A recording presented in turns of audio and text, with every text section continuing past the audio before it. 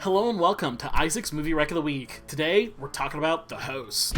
Like a lot of people, my initial exposure to the work of director Bong Joon Ho was through his Oscar-winning film Parasite. I had heard of the guy's other American efforts through the internet grapevine, and they were certainly intriguing, but I had never done a real deep dive into his filmography.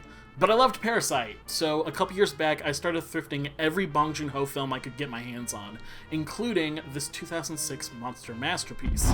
Upon its release, The Host was the most successful South Korean film of all time.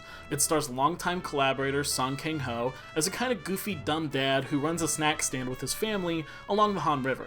Nearby toxic waste from an American lab turns the local wildlife into giant, violent, tentacled creatures. And the film follows the Park family as they get caught in the crossfire between these monsters intent on killing as many people as they possibly can, and various governments trying to save face amidst the tragedy. There's a lot that sets The Host apart from other monster films, but I think more than anything, I really enjoy how it kind of destroys the whole Jaws myth.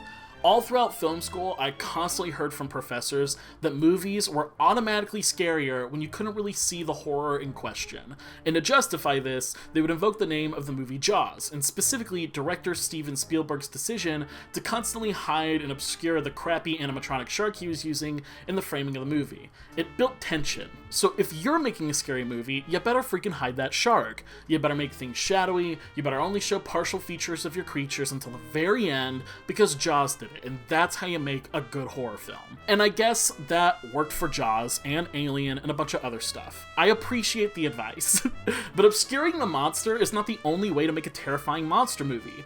Bong Joon Ho doesn't hide anything in The Host. 90% of it is completely filmed in the daytime. These CGI creatures jump into full view from almost minute one of the movie, and it's still so tense, so compelling, so scary. There are other techniques you can use in a horror framework to build tension, and Bong Joon Ho puts on a masterclass of them in this film. Suck it, film professors!